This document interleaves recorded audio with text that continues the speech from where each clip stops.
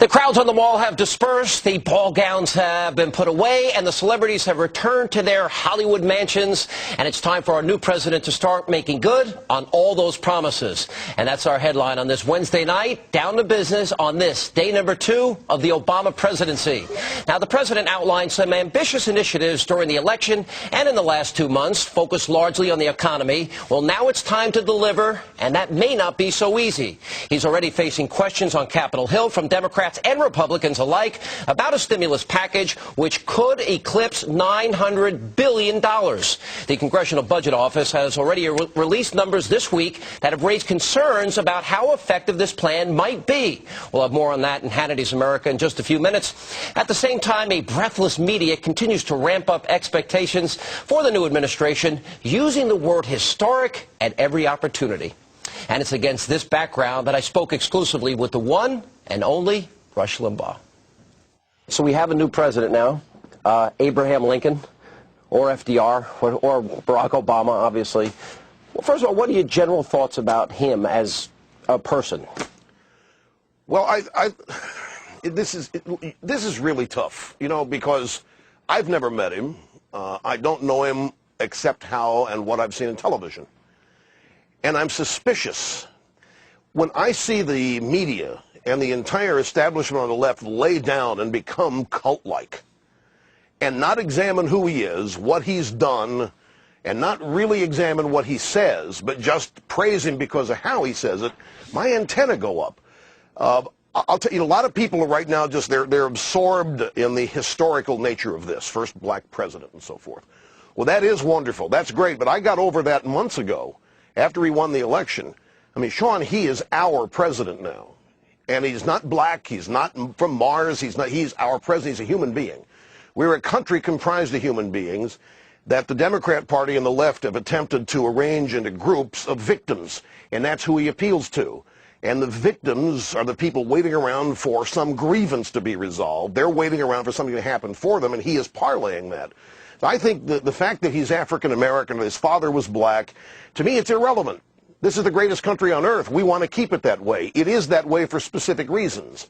And I look at the things that he has said, and I'm very much concerned that our greatness is going to be redefined in such a way that it won't be great, that we're just going to become average. You cannot have this large a government role in the private sector with so many people thinking that just because they're Americans, they're entitled to things, that this guy is going to be passing them out and keep this country great and innovative, full of entrepreneurs. These things concern me.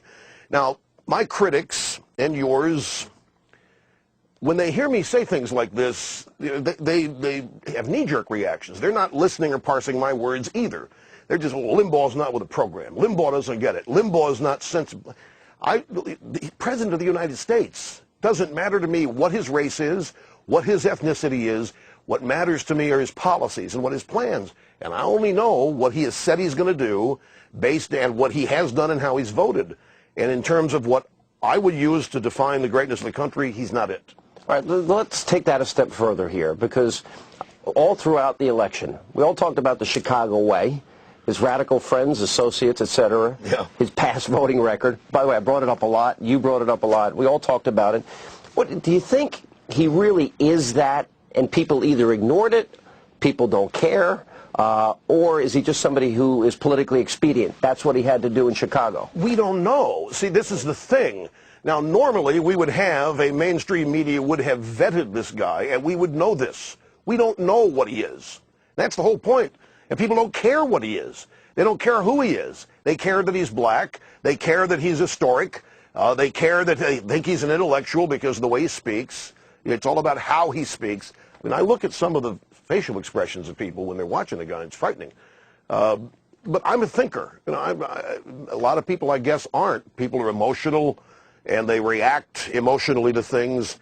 And if he makes them feel good, especially in economic bad times, then that's all they're really going to care about. But I have to assume that he is who he is, and his radical associations are certainly things that have defined him.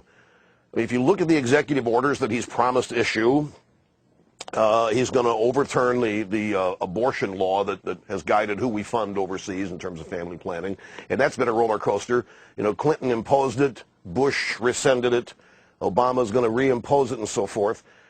He's going to issue an executive order to close Guantanamo Bay, but it ain't going to happen for 4 years. I think you use the word expedient. He plays both sides. He's going to placate the far-left fringe kook base of his website people, and okay, he's going to close Guantanamo, but he's not going to close Guantanamo because he's not going to get out of Iraq in 16 months. He's going to say so, but he's not going to saddle himself with the defeat of forces in Iraq or Afghanistan, and he's certainly not. I can't believe that he will willingly release people at Guantanamo who will come back and revisit terrorist acts in this country.